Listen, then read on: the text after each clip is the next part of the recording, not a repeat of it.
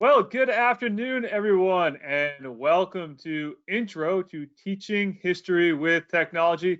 I'm your host, Richard Byrne. Thank you so much for joining me this afternoon, or morning, or evening, wherever you are in the world.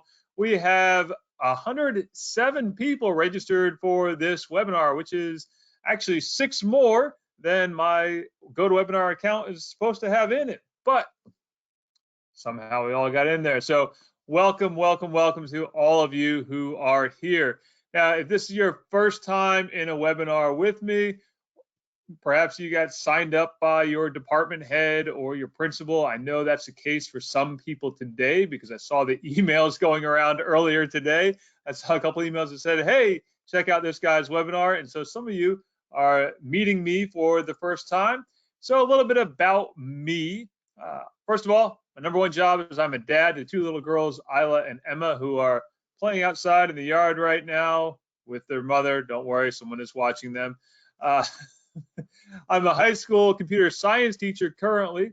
Prior to that, I spent about 7 years as an independent consultant working with schools all over the United States and Canada, developing technology integration programs and ideas.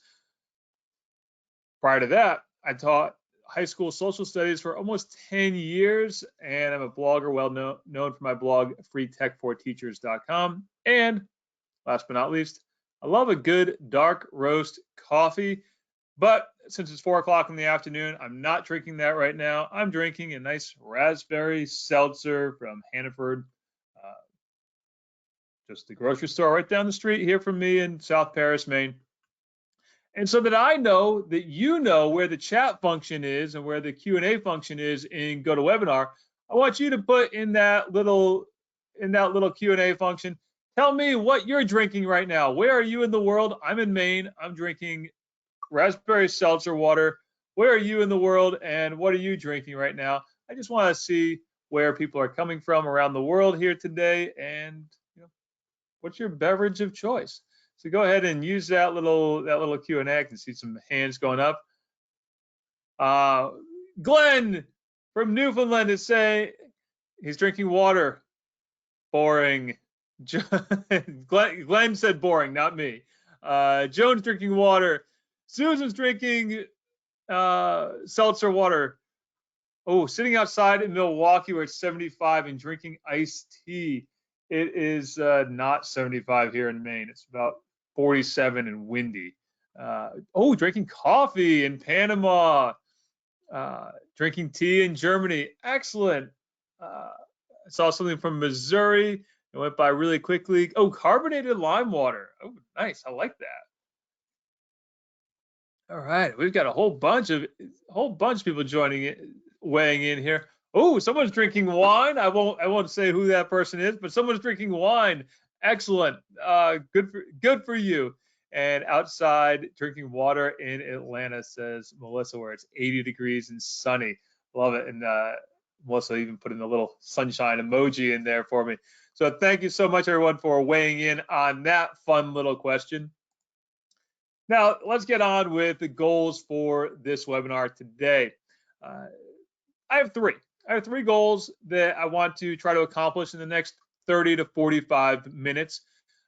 Number one is helping you help your students use technology to discover neat things in history, use technology to engage students in discussions about history, and use technology to help students show what they know about history or geography or economics. You can kind of fill in anything you like in that social studies banner.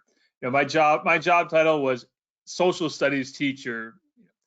So that meant mostly history, but there was some economics in there. I even taught psychology for a semester at one point. So, and actually economics for a semester. I covered the whole gamut at different times. So 3 agreements for this webinar today, 3 things that I hope we can all agree on as we jump into today's webinar and these goals for the webinar. I hope we can all agree that technology offers some great opportunities in many areas, but particularly in education, technology offers some great opportunities for kids. And speaking of kids, we all want what's best for kids. What my first principal, the first principal that ever hired me, said to me, at the end of the day, I want you to do what's best for kids. Okay?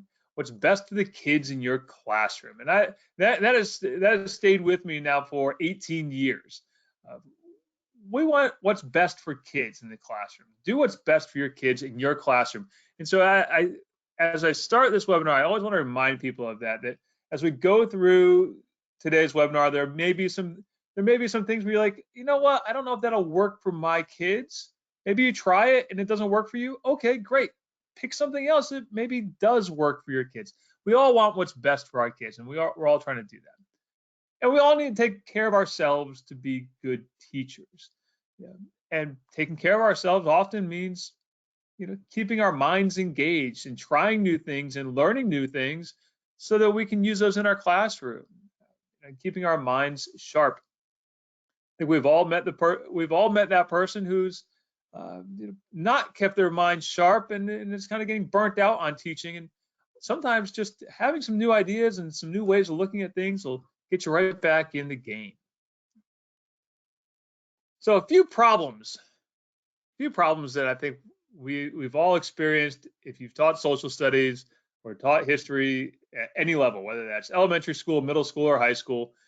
If you've taught a compulsory history class, you have probably heard someone say history is boring, right? If you've ever heard that, if you've ever had a student say to you, history is boring, use that hand raise icon in GoToWebinar or give me a yes in that GoToWebinar if you've ever had that. History is boring, Mr. Byrne. They probably didn't say Mr. Byrne, but yes, right? Right. I've seen a bunch of hands go up. Good. Right. Another problem we all have: not enough time. Not enough time to get through all the curriculum. Not enough time to sometimes try the new things we want to try because we're feeling that pressure. When I taught U.S. history, one of the things that we'd always do in May, we'd have our department meeting in May towards the end of the school year, and we'd go around the room and see how far did you get? Did you get to the 1960s? We'd start in 1763 with U.S. history. And we tried to get, our goal was to try to get through current day. We never got there. We'd go around the room and say, where did you get to? Get to the 60s? Get to the 70s? If you got to the 80s, you were like the superstar that year. And we thought you might have skipped something. We always have that feeling of not enough time, right? Glenn says he's having a sound issue. Is anyone else having a sound issue? Sorry, Glenn. Nope. Okay. Sorry, Glenn. It's just you. Rebecca says nope. And the third problem we have, particularly when we talk about using technology, is we fall into the trap of trying to compare ourselves to the greats. And I'll put greats in quotation marks, right? We saw something done by somebody at a workshop or at a conference, and we try to compare ourselves to that person and think we've got to do that right out of the gate, and it's got to be perfect right out of the gate. And that's not true at all. There's a learning curve to everything, and using technology in your history classroom, there's a learning curve to it. You don't have to be great right out of the gate. Don't make that comparison, right? That's very easy to do. But I think technology helps with this. So those three problems: the boredom. Well, technology can put kids in the driver's seat. We all have students. I teach computer science today. I taught social studies previously. We all have those students who know way more about the technology than we do.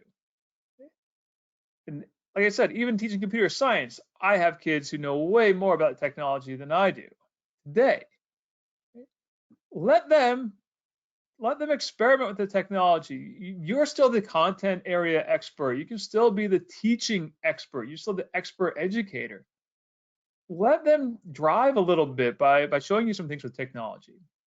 And that might stave off some of that boredom, might relieve some of that boredom when the kids are coming in going, oh, you know what? I'm going to make a video today, or I'm making a podcast today, or I'm making this cool app for my history teacher today. That staves off a lot of that boredom. part of my goal for today is to give you a little framework for using technology, because ultimately that saves you time. If you have a framework for how you're going to think about technology and use it in your classroom, that can save you time in the long run. And finally, the last thing about comparisons is, we're not trying to be Ken Burns. If you're making videos, you're not trying to be Ken Burns. If you're having kids make history games or history apps, you're not trying to turn them into the next Mark Zuckerberg right away and build the next great thing. But we can try. Yeah, we can try.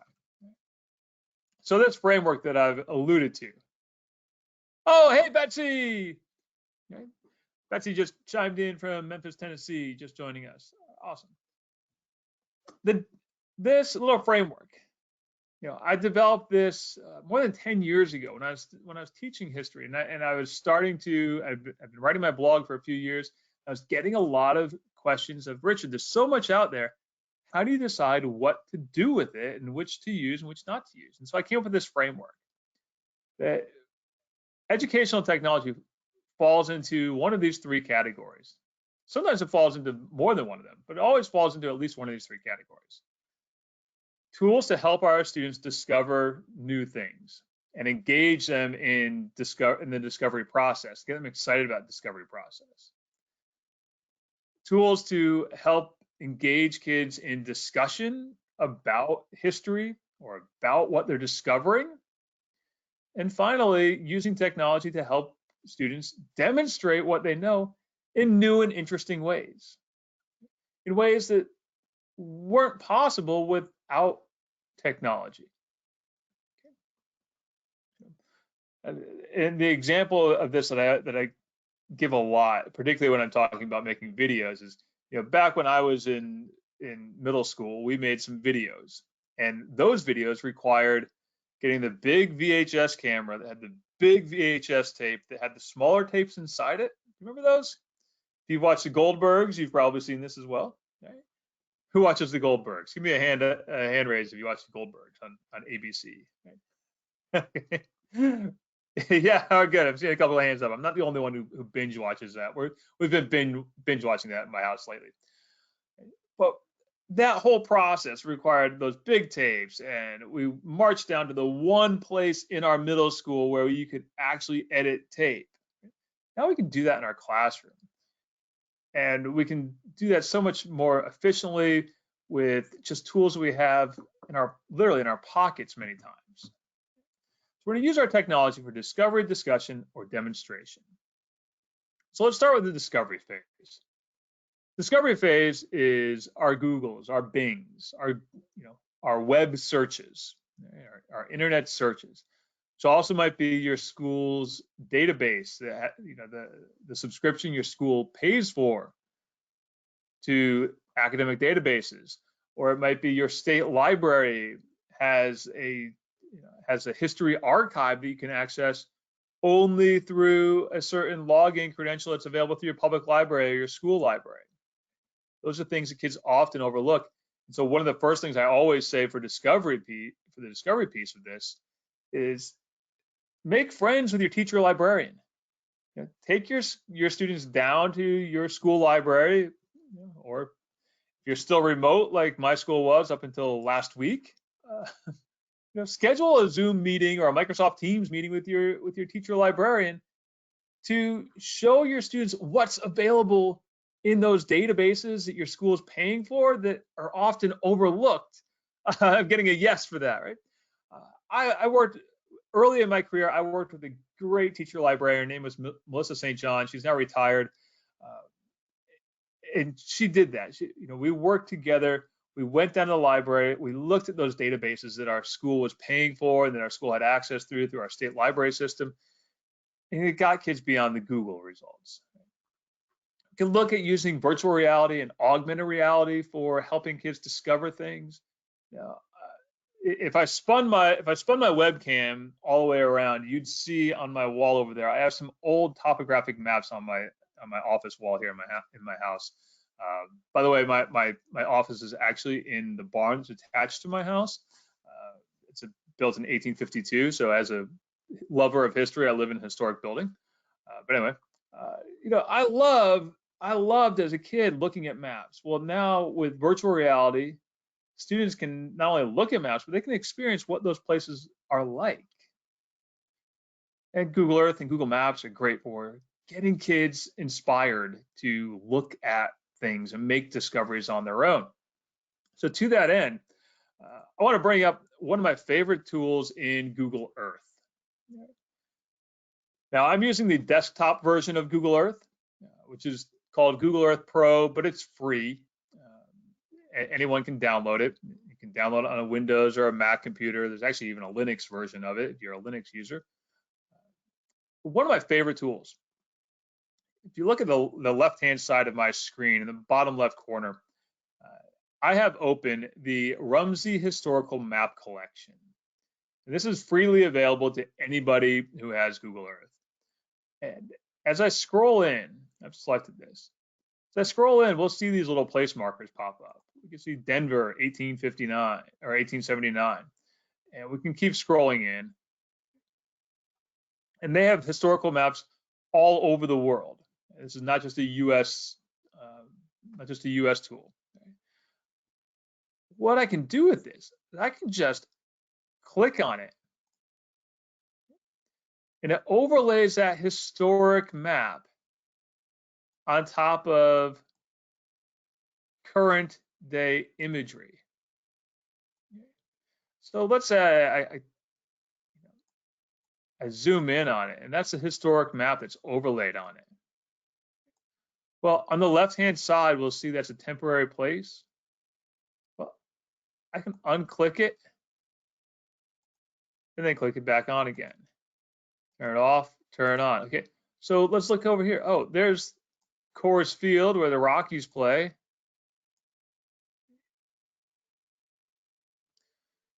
Looks like when this picture was taken, it was under construction, or the field was undergoing some work there. And I can turn that back on. Oh, well, that used to be the passenger depot for the train that came through. And look at that. It just quickly switches back and forth between those two views. And that's just one of the many ways that I like to use Google Earth to get kids to think about, oh, what else was there? What else was around this baseball stadium, and why, make those comparisons, right? Look over here, we see, oh, there's the highway and a traffic circle or a giant traffic ring to get on and off the, do I have anyone from Denver here today?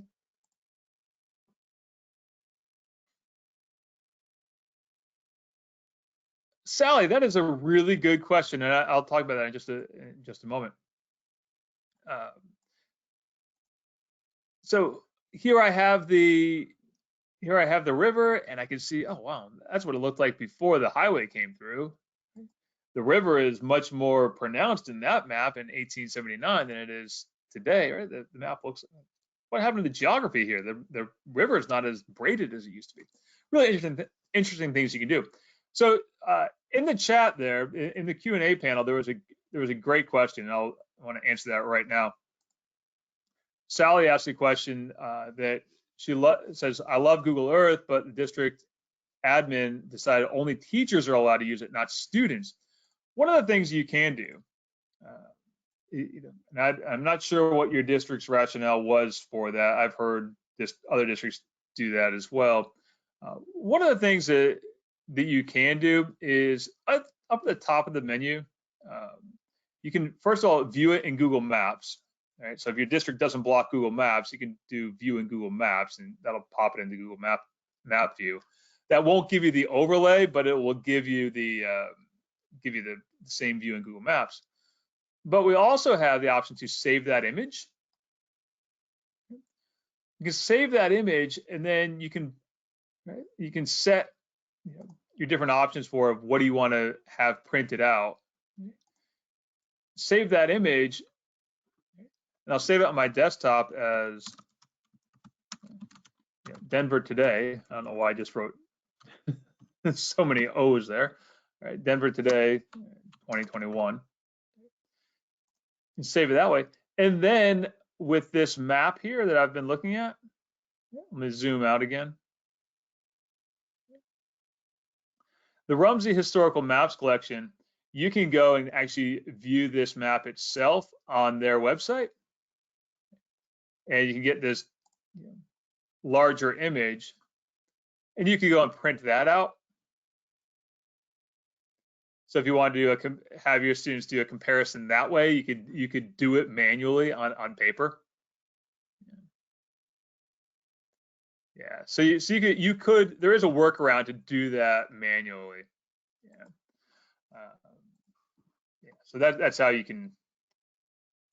That is a possible workaround for that. So one other little discovery thing that I want to share with you today is the option to search through historical newspapers using Google's newspaper archive, which is often overlooked by students. I'll put the link in the chat. By the way, I'll give you a copy of all these links in the email that I'll send out after the webinar today. This is one of my favorite little tools for getting students to just kind of think about what was life like at a certain point in time. And what were the news stories of the day that haven't made it into our textbooks? Right? There are hundreds of newspapers that your students can browse through, or they can do a search. Just do a search, maybe do something like Liston Patterson, right? The famous boxing match of Liston versus Patterson. Now search the archive, and we can open up these links that will take us right into that scan of the newspaper from that day. The Quebec Chronicle Telegraph of December 5th, 1961, where we can even see here, we've got curling made the newspaper. For my students, that would never be a thing. Right? The newspaper here would never cover curling, probably. Liston Patterson fight from the Rome News Tribune, May 25th, 1962. Now, so our students might do something where they're looking for some specific event, or you might just have them do what I was doing earlier today before the webinar. I was just going through our local newspaper, started scrolling through our local newspaper and browsing through. You can just browse through, pick any newspaper.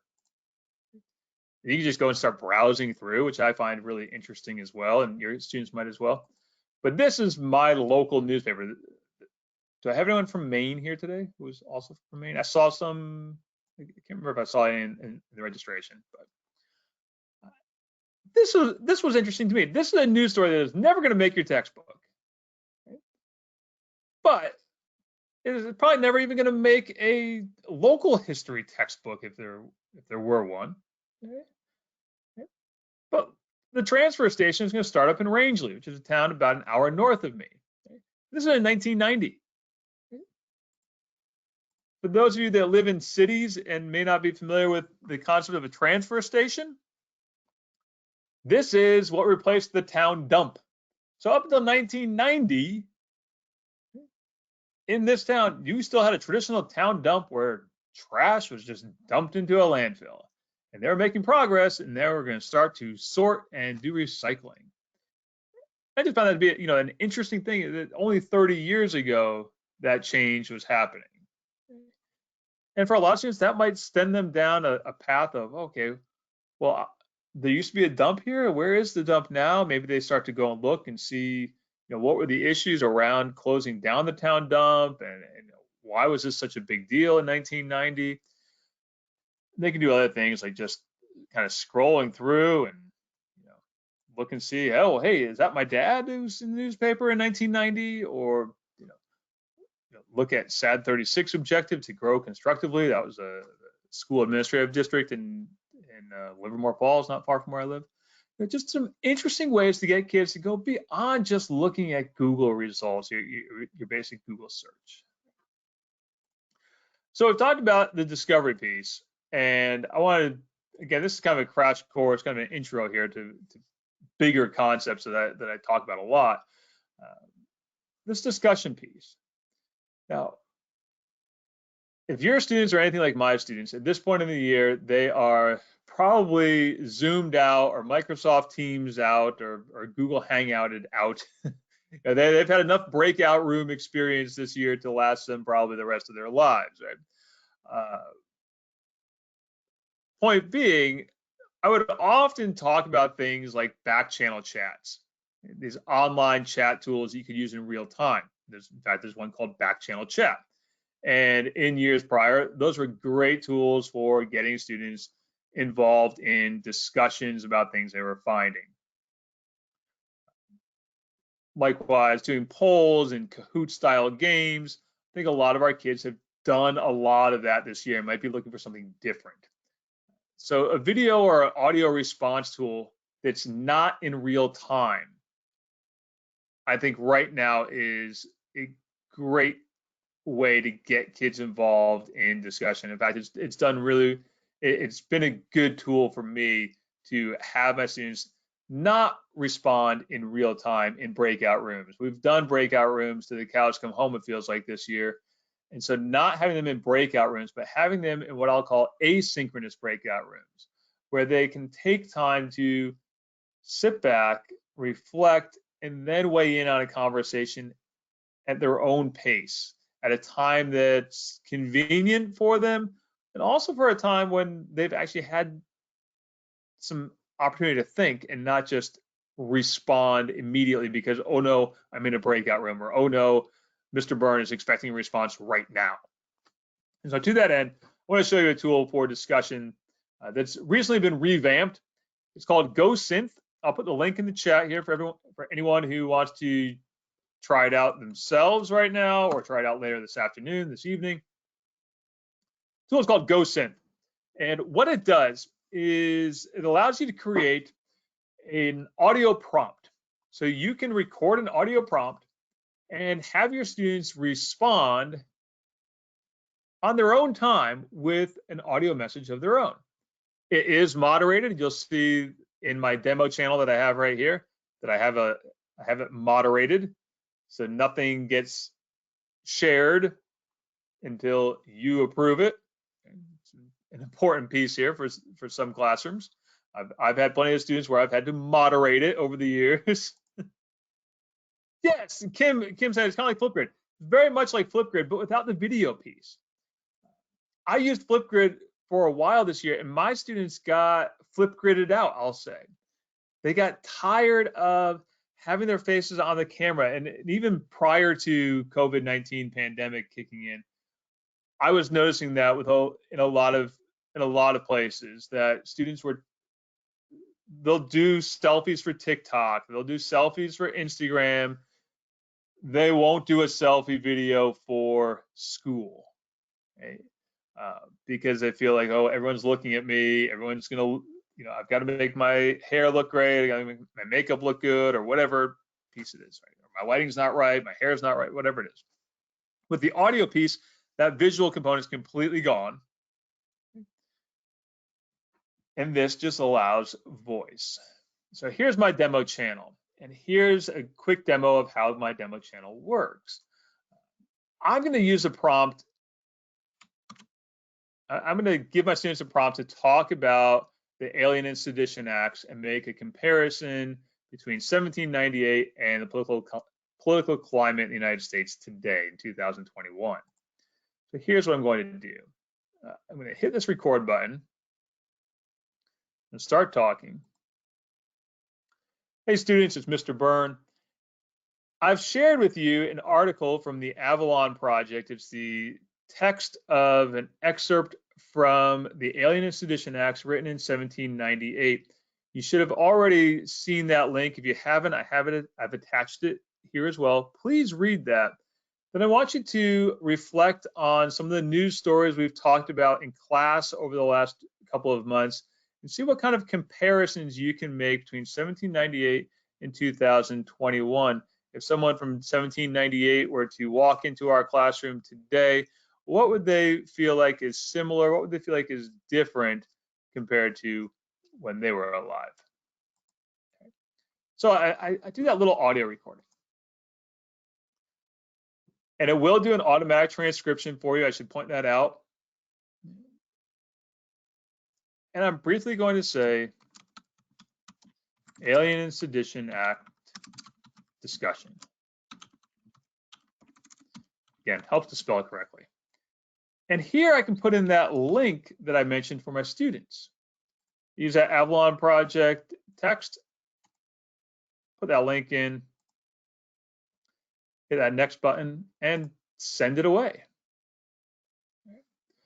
So now my students can listen to this. In fact, any of you can listen to this right now if I give you the link. Now this is a demo one, so I've made it public for listening. You could also make it private for listening and require logins. My students can now listen to this and they can reply by hitting this create thread button at any time and start recording themselves replying to me. And so I might give my students that prompt of the Alien and Sedition Act discussion. I might say to them, I want you to include a reference to one of the 10 articles we've discussed in the last 3 weeks in our classroom.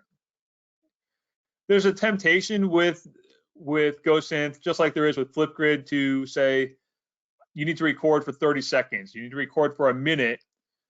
And I've always found that if I said record for a minute, I'd always have a student who would talk really slowly just to make the time limit.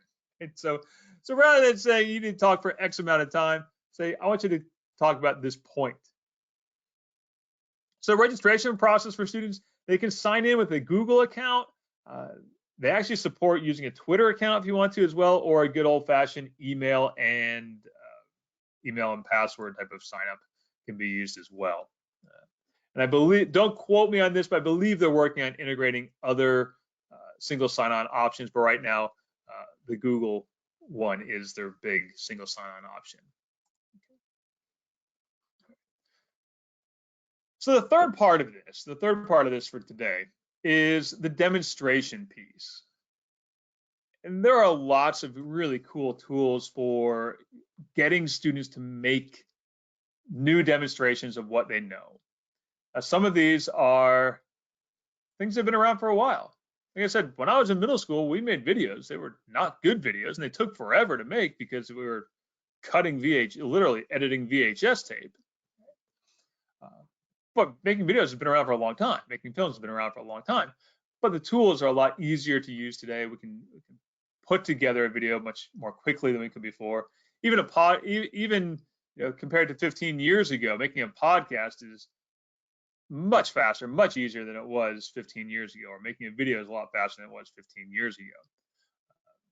Making a multimedia timeline. I go to this one a lot because as a history teacher or a social studies teacher, this seems to be in everyone's playbook. Making a timeline. When I was in my teacher education program, making a multimedia timeline would have been, next level stuff. It was not something you were doing unless you were in a computer science program, right? I was majoring in history and education back in the late 90s. Making a multimedia timeline was a whole different skill set. But we did timelines anyway. We still did timelines in my teacher education program. We did butcher block timelines, and we talked about the importance of making timelines. That was the thing, right? Now they're multimedia. Creating virtual tours, developing a history app or a history game, or both. Right? All excellent ways to have students demonstrate their knowledge. Now, when you think about demonstration, one of the things I always point out to people, so we want to think about, what do we want students to demonstrate? I don't want them, I'm not here to have them demonstrate that they know how to do great video editing. That's not my goal. That's never been my goal with video projects in my history classroom.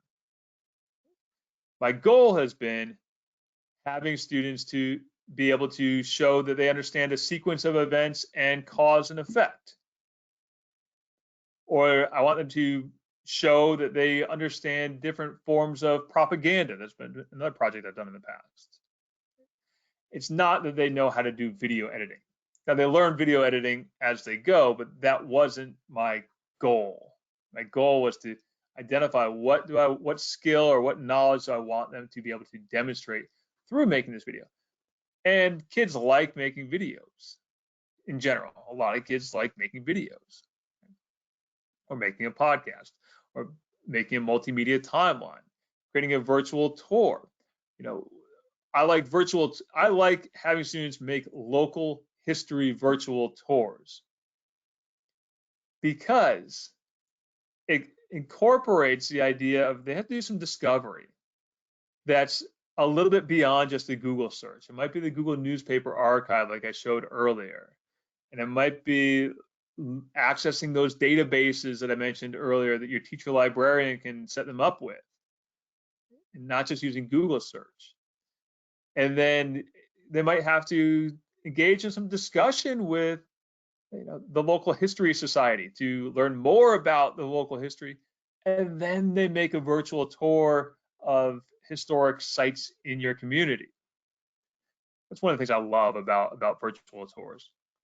There's a lot of great tools for making virtual tours.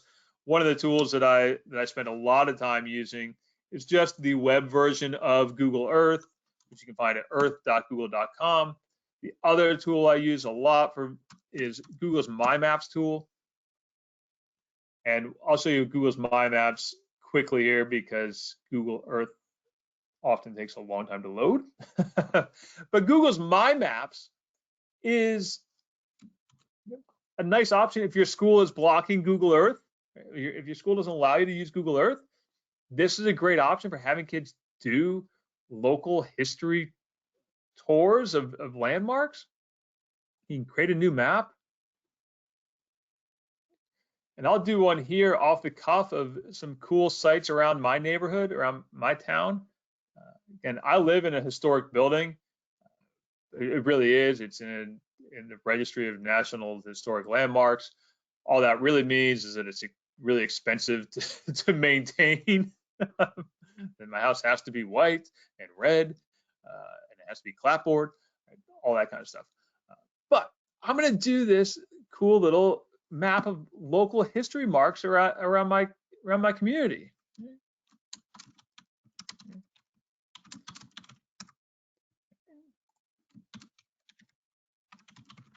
Cool places to see.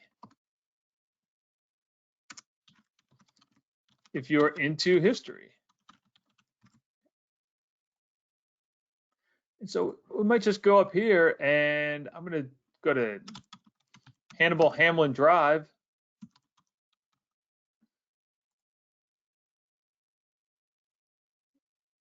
And we'll drop in this little place marker. And I'm going to put it on this place marker. Hannibal Hamlin lived here. Who was he? Well, he was Lincoln's first vice president.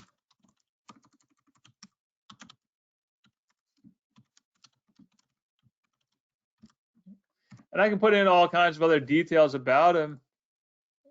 I can even go in and put some images in about him, or do a YouTube search and put in, a search for information about Hannibal Hamlin. Let's use that video. And now we have some media inside this little tour that we can then share with other people. Now you could put in a whole bunch of place marks. I could do another one here. Why it says Crystal Electric, I have no idea. That's an inaccuracy in Google Maps. There's no one that lives there. There's no electric company there. Likewise, there's no Sage and Oak Boutique right there. So a couple of little errors in the Google map that I need to correct. But I can go over here and say, all right, this is the Lion's Head building.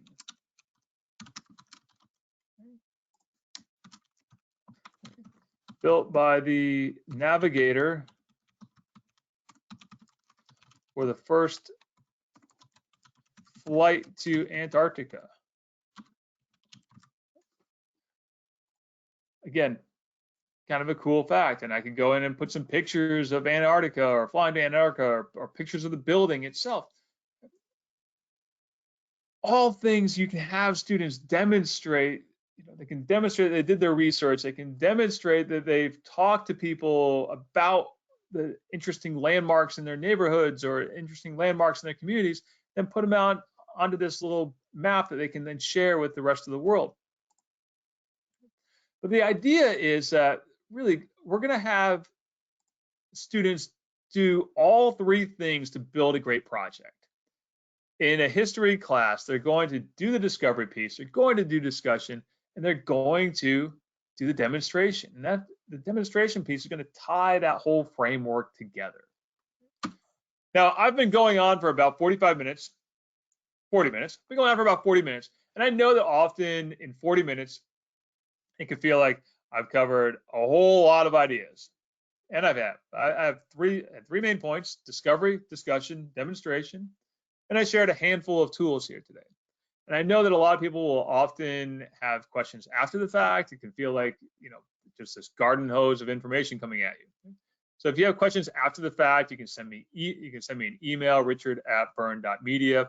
But I will give you this little piece of advice that I give to people in any of my webinars or any of my workshops. That is, if you're feeling like a lot of things just came at you, you've had 40 minutes and a whole lot of stuff just came at you, you're not sure what to pick. Pick one tool that will fit, one new to you tool that will fit in that discovery, discussion, or demonstration framework that you think is really going to help your students. And start with that and get comfortable with that one. Whatever that new thing is that you saw today, is the Google Newspaper Archive. Spend some time digging around in there, see what's available for your community or for a topic that your students are investigating. Maybe you're teaching World War II and you want to see how newspapers around the world were reporting about World War II. Well, the Google Newspaper Archive is a great place to do that. Whatever that tool is, pick that tool that you saw today that you feel like, okay, this will work for my students. Dig into that, get comfortable with that, and start there. I cover all of these topics in much more detail in a 5-week course called Teaching History of Technology.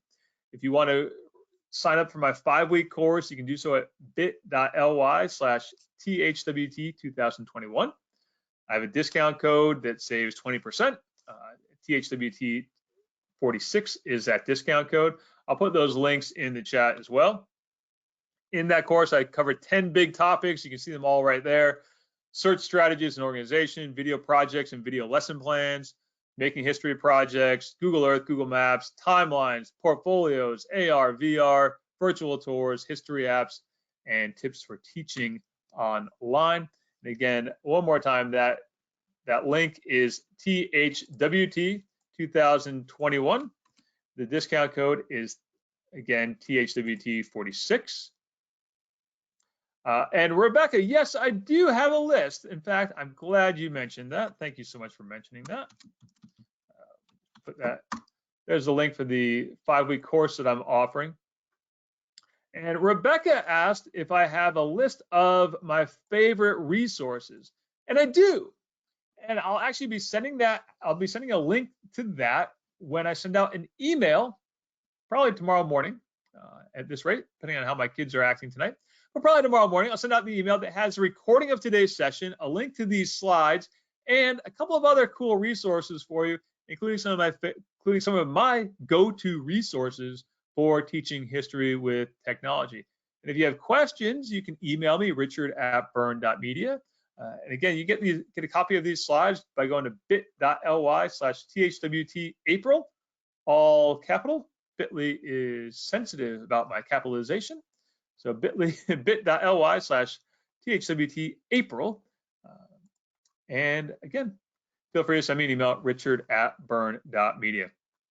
So I hope you picked up some new things today. I know there was 107 people who were here. So if I missed your question, I apologize for the stream going by me too quickly. But you can follow up with me again at richard@byrne.media. Thank you so much, Sally. I'm really happy to do that. Hey, Sheila from Texas, thank you so much, everyone. I hope you all have a great evening and a great rest of your school year. We got about 2 months left here. I think you guys, I think some of you in Texas and southern part of the U.S. probably only have a few weeks left at this point. So whatever it is, we're in the home stretch, and it's going to be a great end of the school year. Thanks, everyone. Have a great evening, great afternoon.